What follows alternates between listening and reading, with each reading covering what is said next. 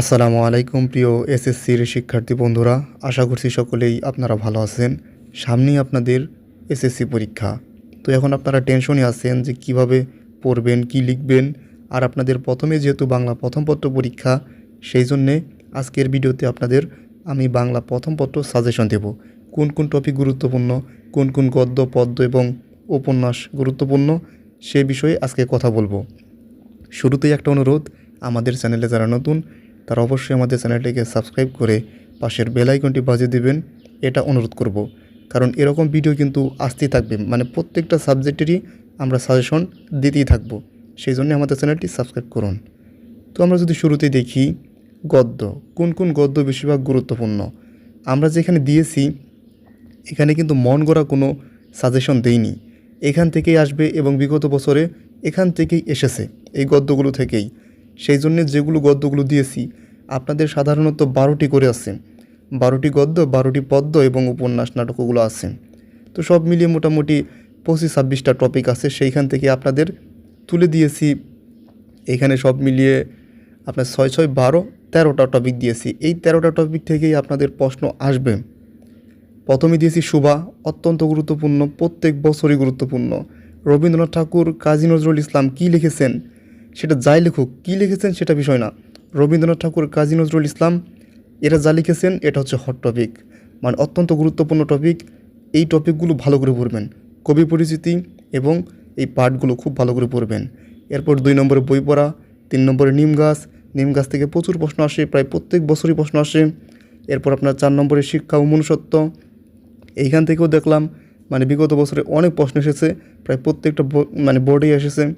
তারপর আপনার 5 নম্বরে 21-এর গল্প, এটাও অত্যন্ত গুরুত্বপূর্ণ, এখান থেকেও অনেক প্রশ্ন এসেছে। এরপর হচ্ছে আপনার 6 নম্বরে দিয়েছি আমাটির ভেপু, এটাও অত্যন্ত গুরুত্বপূর্ণ, মানে 6টা যে টপিক দিয়েছি 6টাই গুরুত্বপূর্ণ। তো এইগুলো যদি আপনি পড়ুন গদ্য, তাহলে আশা করছি কমন পড়বে। এরপর যদি আমরা দেখি পদ্য, পদ্যতে কোন কোন টপিক গুরুত্বপূর্ণ, কোথা থেকে বেশিরভাগ প্রশ্ন আসে, মানে এর আগে যে এসেছে বিভিন্ন বোর্ডে সেই সব টপিক কোনগুলো। প্রথমে যদি বলি কপোতাক্ষ নদ, এইখান থেকে এমন কোনো বছর নাই মনে হয় যে প্রশ্ন আসে না।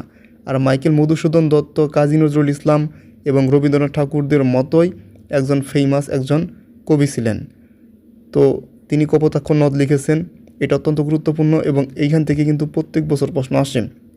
এরপর আপনার ওমর ফারুক, এইখান থেকেও প্রশ্ন অনেক বেশি আসে, প্রায় প্রত্যেক বছরই আসে।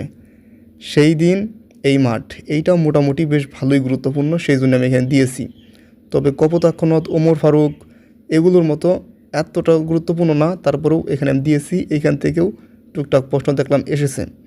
4 নম্বরে যদি বলি সেটা হচ্ছে তোমাকে পাওয়ার জন্য সে স্বাধীনতা, এইটা মানে অনেক গুরুত্বপূর্ণ। এইটার যে 5 নম্বরে যেটা দিয়েছি আমি কোনো আগন্তুক নই, এই 4 আর 5 এইখান থেকে আপনাদের প্রশ্ন আসবে আসবে, এটা আপনি ধরে রাখুন, মানে মোটামুটি ধরে রাখুন।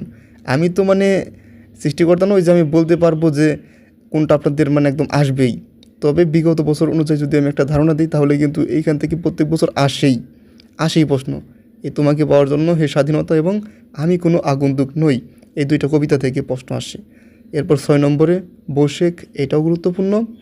তো এই কয়েকটা যদি টপিক পড়েন তাহলে আশা করছি আপনার পরীক্ষায় কমন পড়বে। আর এর বাইরে কিছু পড়ার দরকার নাই, মানে পরীক্ষার সময় এখন আপনি নতুন করে কিছু পড়তে যাবেন না। এই যে যেগুলো দিচ্ছি এগুলো পড়বেন ব্যাস, কারণ আপনাকে লিখতে হবে কয়টা, 7টা দিতে হবে তো সৃজনশীল।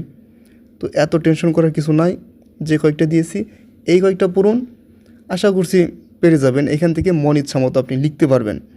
এখন নতুন করে কিছু ধরতে যাবেন না, কারণ নতুন করে কিছু ধরতে গেলে আপনি আগে যা শিখেছেন সব কিছু ভুলে যাবেন, এই জন্যেই নতুন কিছু ধরতে যাবেন না। এরপর যদি বলি উপন্যাসের কথা, সবার থেকে অবশ্যই প্রশ্ন আসে 1971, খুবই গুরুত্বপূর্ণ, খুবই গুরুত্বপূর্ণ। মানে এখান থেকে প্রশ্ন আসবে না এমন না, প্রশ্ন আসবেই। আর এখানে আপনি কী কী পড়বেন এখান থেকে, এখন আপনার কথা হতে পারে যে আপনি তো অধ্যায়গুলো নাম দিলেন, কিন্তু এখান থেকে কীভাবে প্রশ্ন আসতে পারে। তো এটা যদি বলি বিগত বছর প্রশ্নে যেগুলো আসছে ক এবং খতে, গগ তো বেশিরভাগ আপনারা বানিয়ে দেন, যদিও সৃজনশীল। সৃজনশীল মানে কি, সৃজন করবেন, তৈরি করবেন, উপরে যে প্রশ্ন থাকবে ওইখান থেকে আপনি লিখবেন ওইটার অনুরূপ।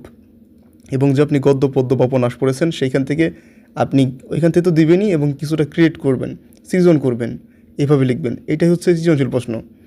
তো ক আর খ যেগুলো বিগত বছরে এসেছে ওগুলো পড়বেন, ওগুলো পড়লেই আশা করছি ওইখান থেকেই কমন পড়বে আপনার। আর উপন্যাস 1971 থেকে কিন্তু প্রশ্ন আসবেই। উপন্যাস নাটক থেকে তো সম্ভবত আপনাদের একটা দিতে হয়, তো এই একটা দিবেন।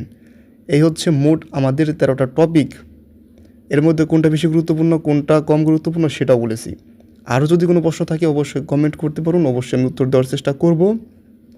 আর এরপর কোন সাজেশন চান অবশ্যই কমেন্ট করুন। সবাইকে ধন্যবাদ। আসসালামু আলাইকুম।